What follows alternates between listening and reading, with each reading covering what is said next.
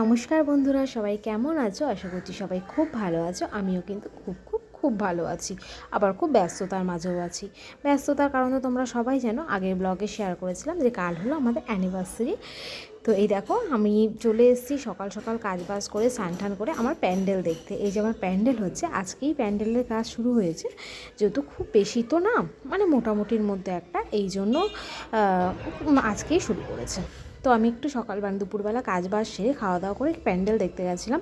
প্যান্ডেল দেখে আসার পরেই জানতে পারলাম কালকে যেহেতু অনুষ্ঠান আছে, তো আমাদের ঝুড়ি লাগবে। এই জন্য আমি আর তোমার দাদা টুক করে আবার বেরিয়ে পড়লাম হাটের উদ্দেশ্যে। আমাদের বাড়ির পাশে যে হাটটা বসে সেটা ছিল না বলে আমরা এসেছিলাম ময়নার হাটে। তো ময়নার আশেপাশে থেকে যদি কেউ আমার ভিডিও দেখো তো অবশ্যই জানিও। তো আমি এই প্রথমবার ময়নার হাটে আসলাম। এসে দেখো আমরা এখন ঝুড়ি কিনছি। তো একটাই দোকানে ঝুড়ি ছিল, তো আমি দাঁড়িয়েছিলাম, উনি গোডাউন থেকে বের করছিল, এই জন্য আমরা দাঁড়িয়েছিলাম। তো প্রচণ্ড ব্যস্ততার মাঝে আছি। আজকে তো সব লোকজন মোটামুটি সবাই চলে এসেছে, মানে আমার মাসি শাশুড়িরা বাংলাদেশ থেকে এসছে, শুধু আমার মাই আসতে পারেনি, মানে আমার শাশুড়ি মা। তো বাড়িতে খুব লোকজন ভর্তি একদম, তার মাঝেও যেহেতু আসতেই হবে, এবার তোমার দাদা তো একা ঝুড়ি নিয়ে আসতে পারবে না, এই জন্য আমাদেরই আসতে হলো। আর এইদিকে দেখো, এইটা ছিল তারা কিছুক্ষণের আগের ভিডিও।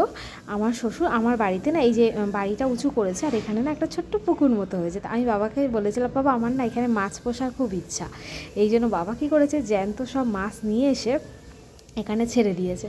মানে বৌমা বলেছে, আর সেই কথা না রাখলে হয়। আমি বলছি এখানে যখন জলই হয়েছে তো এখানে তো কটা মাছ ছেড়ে দিলেই হয়। তো বাবা কী করেছে, জ্যান্ত ফলুই মাছ আছে না, আর আমার ভাই এসে কী করেছে, 4টে তেলাপিয়া মাছ ছেড়ে দিয়েছে। তো তেলাপিয়া মাছগুলো বেশ ভালোই ছিল। আর বাবা কী করেছে, মানে আমার শ্বশুর মশাই ফলুই মাছ এনে ছেড়ে দিয়েছে।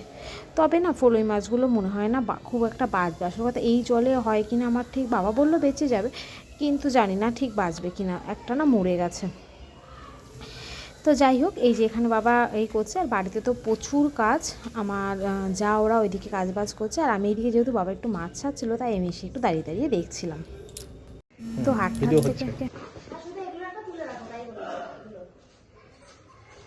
আচ্ছা, কিছু রান্না বান্না যদি করতে হয় তো সুইটিকে বলে দাও।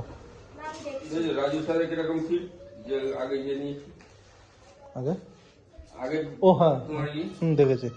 সব মাল ডবল ডবল দিয়ে দিয়েছে, মাল ঘরে পড়ে রয়েছে, তারপরে আবার গিয়ে বলেছি সাথে সাথেও দিয়ে দিয়েছে।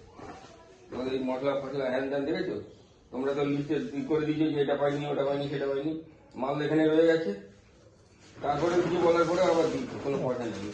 হ্যাঁ সত্যি। জিজ্ঞাসা করে এই ব্যাগটা সকালে নিয়ে যাবা, ওই সকাল তোমরা নিয়ে যাবা, হ্যাঁ, ব্যাগটা খালি করতে হবে। এই সকালে ব্যাগ বস্তা যা আছে সব দিয়ে যেতে হবে। এই বাজার তো হালকা, সবজির বাজার হবে এখানে গাদা খানেক। দেখুন কি গো? দেখুন ওইটাই কাট কাট, কারণ না দারচিনি ওই তো কাট। আর দিয়েছে বিস্কুটের গুঁড়ো। এই দারচিনির ব্যবসা খুব ভালো। না বিস্কুটের গুঁড়ো আমি এখনো বন্ধ দেখিনি। না বিস্কুটের গুঁড়ো মনে হয় ওই ব্যাগে। ওইদিকে তো দেখতে পেলে সব মুদিখানা দোকানে মাল ঠাল আনা হয়ে গেছে। রাত্রিবেলা সবাইকে খাওয়া দাওয়া করে এখন বাজে প্রায় রাত 1টা। আর বাড়িতে যেহেতু প্রচুর লোকজন, এই জন্য আমি আমার বোন এসেছি পাশের বোনদের বাড়িতে শুতে। আর এদিকে দেখো 2 বোন মিলে, মানে পাশের বাড়ির বোন কেয়া আর আমার বোন পিয়া, ওরা দুজন মিলে আমার 2 হাতে মেহেন্দি পড়াচ্ছে। কারণ যেহেতু সারাদিন ওদের পড়া হয়ে গেছে, কিন্তু আমার আর সারাদিনে কাজের ছোটে টাইম পাইনি, এই জন্য দুজন 2 হাত নিয়ে বসেছি। কেয়া তো খুব সুন্দর মেহেন্দি পড়ায়, আর আমাদের পিয়া তো পুরো মানে কী আর বলবো, যা পেরেছে হাতের মধ্যে ও তাই এঁকেছে। হাতি গাছ ঘোড়া পাখি যা যা পেরেছে তাই করেছে। এমনকি তোমাদের দাদা পাশে ঘুমাচ্ছিল, ওরও সারা গা হাত পায়ে ওই মেহেন্দি করেছে। আর কেয়া হলো খুব শৌখিন, ও ধীরে ধীরে খুব সুন্দরভাবে মেহেন্দিটা ডিজাইন করেছে। তো যাই হোক, অবশেষে দুজনেরটাই খুব ভালো হয়েছে। তো আমার তো মানে চোখ ঘুমে ছলছল করছিল, কারণ সারাটা দিন এতটা ব্যস্ততার মাঝে গেছে না, আর শরীরে দিচ্ছিল না। তো চলো আজকে এই পর্যন্তই। অবশেষে এলো সেই শুভক্ষণ, আমাদের প্রথম বিবাহবার্ষিকী। 10 বছরের সম্পর্কের পর আমাদের বিয়ে হয়েছিল। তারপরে কীভাবে দেখতে দেখতে একটা বছর কেটে গেল, তার মানে কোনো হিসেবই পেলাম না। তো যাই হোক, ভিডিওটা আমার পোস্ট করতে একটু দেরি হলো, কারণ বাড়ি ভর্তি লোকজন ছিল, কারণ বিয়েতে অনেকেই আসতে পারেনি যারা আমাদের বিবাহবার্ষিকীতে এসেছিল। তো এটা ছিল বিবাহবার্ষিকীর দিন সকালে ভিডিও। আর ওই দেখো চাদর মুড়ি দিয়াটা আমার ছোটো কাকা, পেছনেরটা আমার শ্বশুর, আর এই যে গেঞ্জি পরা এটা হলো আমার মেসো। আর এদিকে তোমাদের দাদাও আছে দেখলে। তো ওরা সবাই মিলে ভোরবেলা গেছিলো হলো মাছের বাজারে মাছ কিনতে। তো আমি বলেছিলাম যে অল্প অল্প করে প্রত্যেকটা মোমেন্ট তোমাদের সঙ্গে শেয়ার করব। তো পুরোপুরি হয়ে ওঠেনি, কারণ যেহেতু যতটা পেরেছি তোমার দাদা নিয়েছে, কারণ আমি যে ক্যামেরা ধরে ভিডিও করব সেটা না হয়ে ওঠেনি। বাড়ি ভর্তি লোকজন ছিল, মাসি শাশুড়িরা এসেছিলো, বোঝোই তো। আর ওই দেশের মানুষ একটু অন্য রকম, তাই না? তো শাশুড়ি মা বলে কথা, তো সবসময় ফোন হাতে নিয়ে রাখলেও হতো না। তো যতটা পেরেছি, আমার বোন ঠোন যখন সামনে ছিল ততটা ভিডিও করেছে। তো এদিকে এই যে মাছের দরাদরি হচ্ছিলো, সকালবেলা সব মাছ নিতে গেছিলো আমার মেসো, আমার কাকা, আমার শ্বশুর আর হলো দাদা মিলে। তো সেই ভিডিওটাই তোমাদের দাদা করেছে, সেটাই তোমাদের সঙ্গে শেয়ার করবো।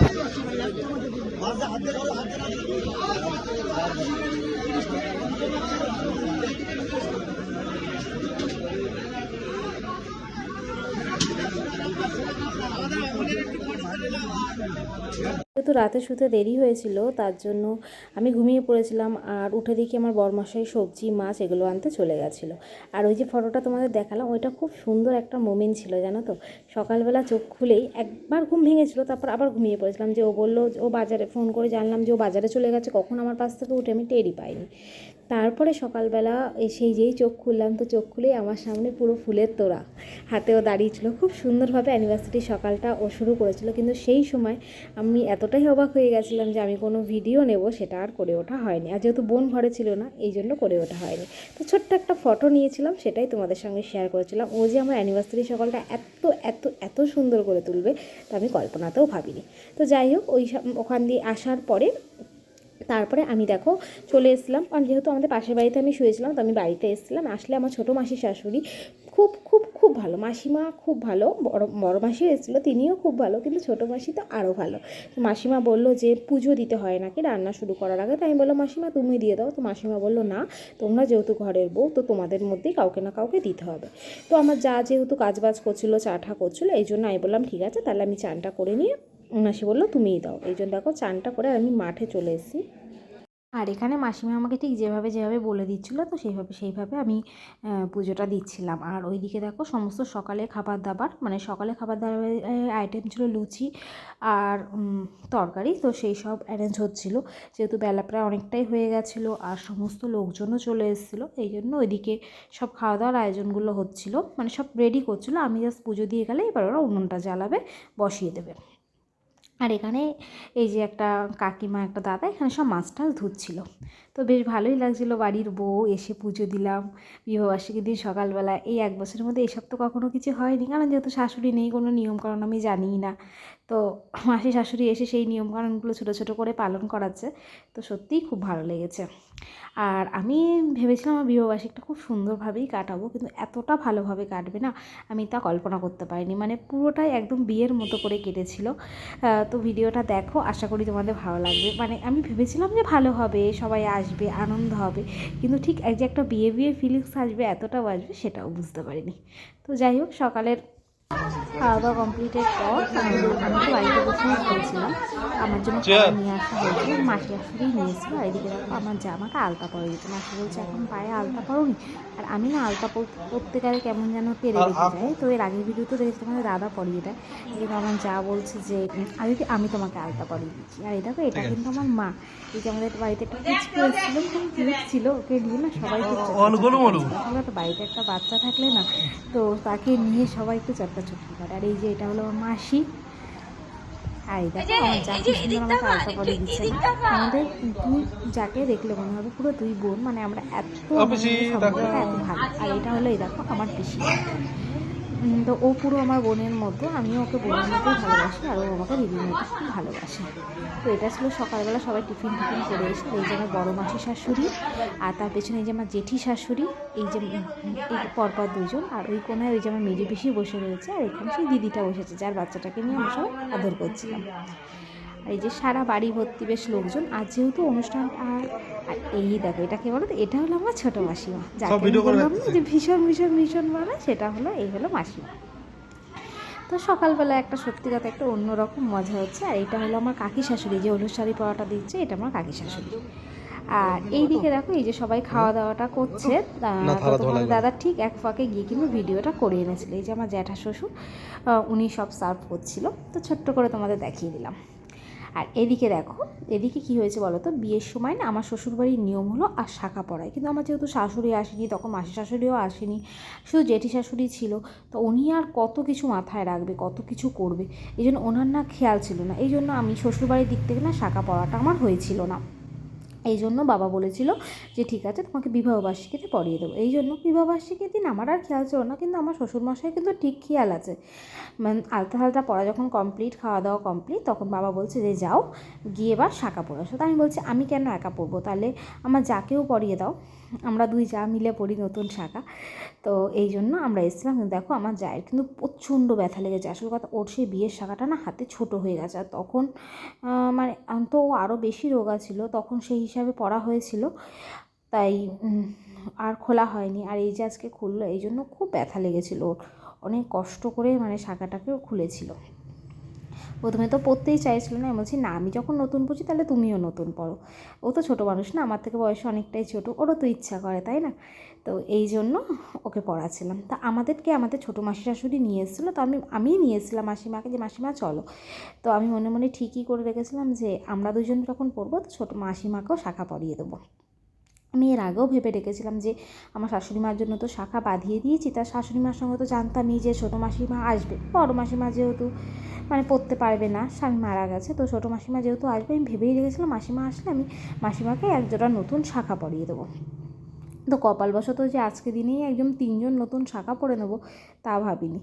এদিকে দেখো আমার জায়ের কিন্তু বিশাল কষ্ট হচ্ছে এই শাঁখা খুলতে, ও পুরো কেঁদেই ফেলেছিল, বলছিলাম না বাঁ হাতেরটা খুলতে ওর যতটা না কষ্ট হচ্ছে, ডান হাতটা খুলতে পুরো জীবনটা একদম বেরিয়ে গেছিলো।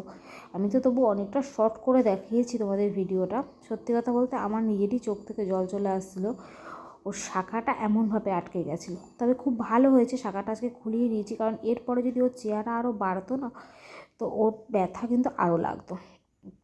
তো যাই হোক, ছোটো মাসিমার এটা আমার ভিডিও করা হয়নি শাঁখা পরানোর না, কিন্তু ওই দেখো আমাদের পাশেই ছোটো মাসিমার হাত দেখা আছে, ছোটো মাসিমাও কিন্তু আমাদের মতো শাঁখা পড়েছিল, নতুন শাঁখা। তো আমরা 3জনেই একদম সরুর থেকে শাঁখা নিয়েছিলাম, যেহেতু বিয়ের শাঁখাটা মোটা ছিল।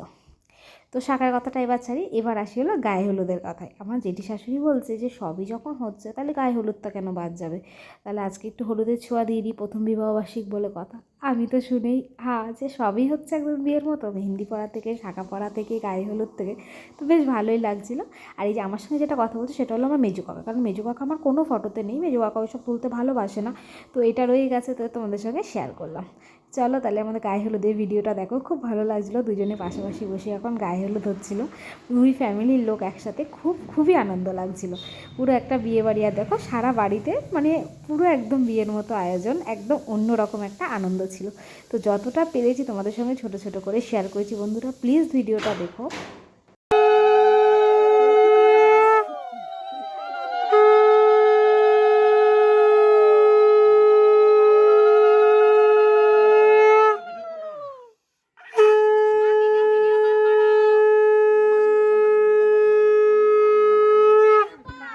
আমার ভিডিও বন্ধ কর না।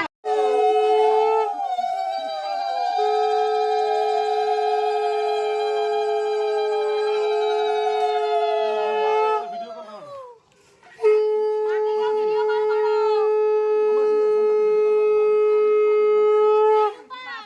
আমার ভিডিও বন্ধ কর না, এই অনলাইনে যা বাবা বলে লেখা আছে, তো ভিডিও কল কি তোমাকে জানি শঙ্খ বাজাতে গেল মানে প্রতিযোগিতা ভালো প্রাইজ, আর হচ্ছে একটুখানি দিলেই বেজে যায়। কোনটা মানে জোরে তোমাকে কোনটা দিত?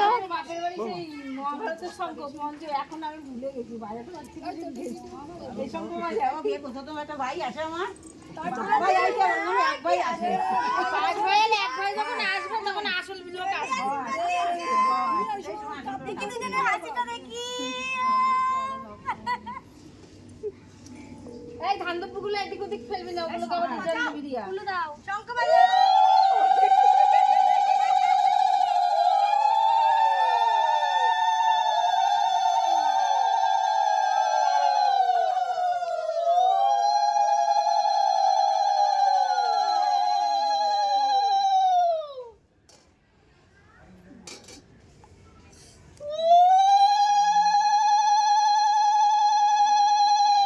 মা নেট বন্ধ।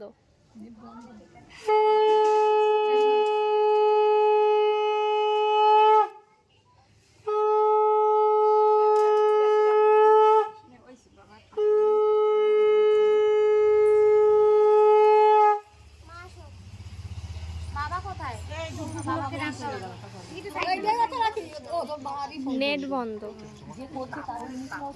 আর তুমি একটু তাকাও দাদা। না না ওই না যে করছে হ্যাঁ সেটা তুলছি। এই আওয়াজগুলো কিন্তু বন্ধ করে দিও রিয়া।